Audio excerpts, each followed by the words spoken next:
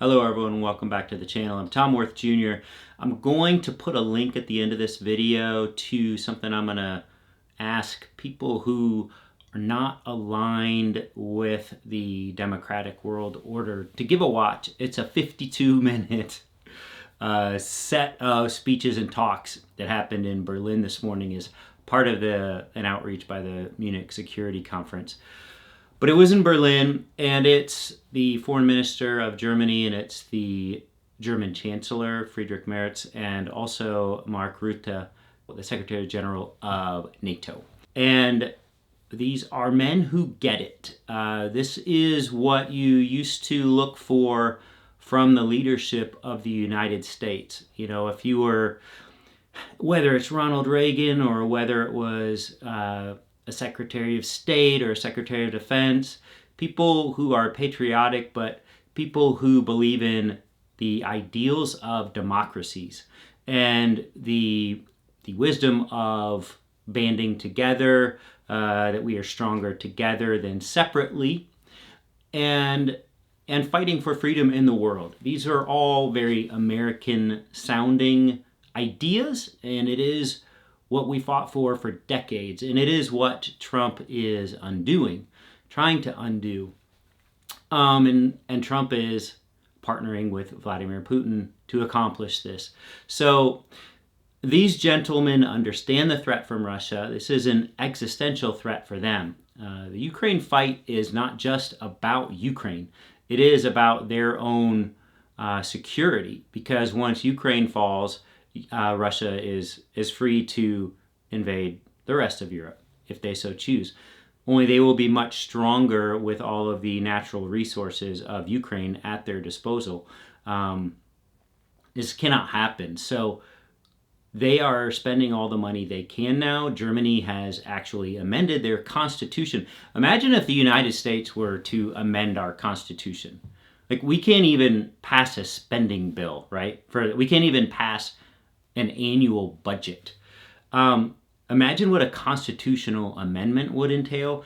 Germany did that this past March because they're trying to spend more money on their national defense and increase their budget for that. And they needed to amend their constitution to allow for that, because as a nation, they don't want to spend a ton of money on the military. That's bad, right? Given their history.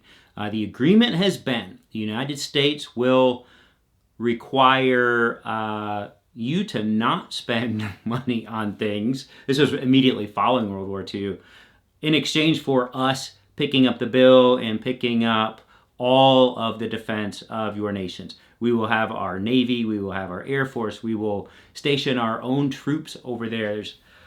There's something like 40,000 military personnel in Germany, I believe. Germany alone, not to mention the rest of Europe. We will defend you against the Soviet Union, so you won't have to. And that was the peace dividend that Europe enjoyed. That is all being undone by Donald Trump. He is saying the United States will not be there for you. We will not be there to protect you.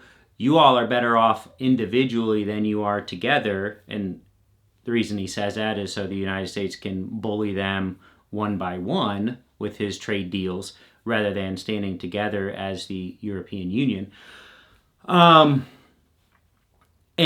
by the way, you have to defend yourselves now, and good luck with that. So they are doing that, and Germany amended their constitution in March, and then they more recently are changing their conscription rules. Nobody wants a war, but they know that Vladimir Putin wants a war. And they pointed out, the German foreign minister, he was the first speech, a smaller speech, not the best one, but still a great one.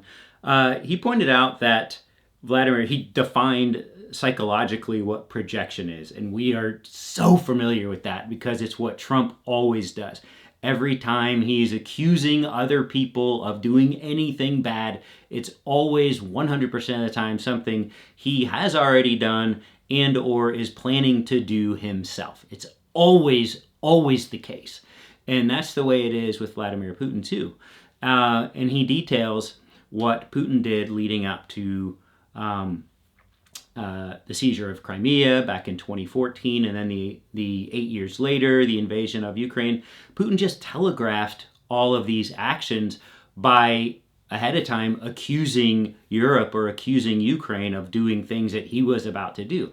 Well, lately, Putin's been accusing Europe of wanting to start a war. Okay, if you're Europe, what do you think the next logical thing that Vladimir Putin is going to do? Based on that, he's probably going to start a war in Europe. He thinks that Donald Trump will be able to single-handedly hand over what Putin himself has not been able to take by force over the last 11 years, which is 20% of the mineral and land-rich and agricultural-rich part of Ukraine. So it's not happening. Europe is not letting that happen because this is now existential for Europe, not just Ukraine.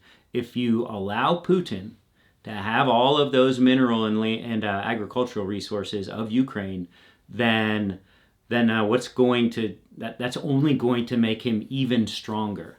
So they're not going to allow that. No matter what Trump says, Europe's not going to go along with this. The fascinating part of listening to these three men talk, the two Germans and the Finn, is the Germans are speaking to the rest of Europe and speaking to their own German people about the imperative to strengthen themselves militarily, to defend themselves, to prepare for what is most likely coming. The Secretary General of NATO, Mark Rutte, he is talking like that too. I love listening to this guy talk. But he also very much has diplomacy in mind. He is very aware that he may be talking to Donald Trump as well. So he's overly complimentary to Donald Trump and to the United States, while at the same time projecting the strength and the unity that is required in this moment.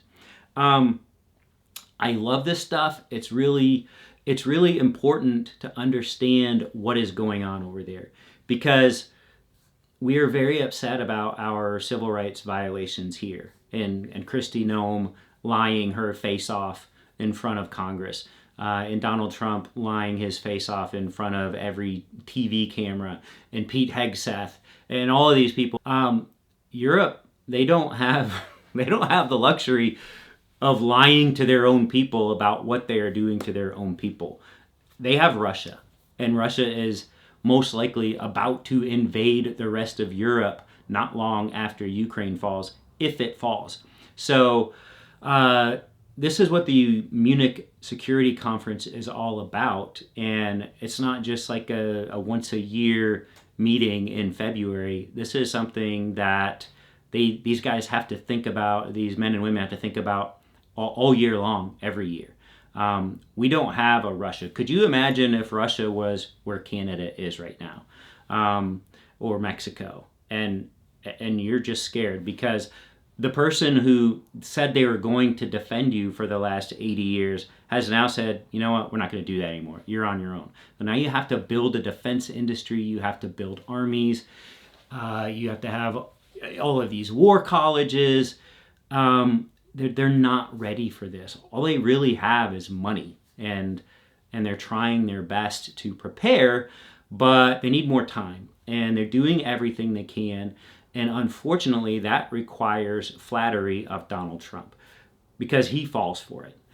Just as surely as he falls for a gold bar and a personalized Rolex from a Swiss delegation, he falls for flattery from these European leaders. So that's why they have to say what they are saying.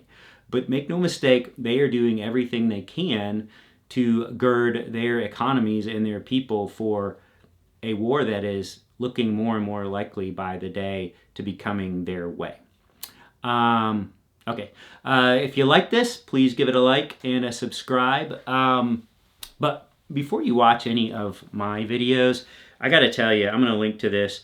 It's called MSC in Berlin, keynote by Mark Rutte, and it's put out by @MunSecConf for Munich Security Conference. I'll put a link to it in my own description and also at the end of this video. I just think it's the kind of thing that's just getting lost in the daily news cycles over here.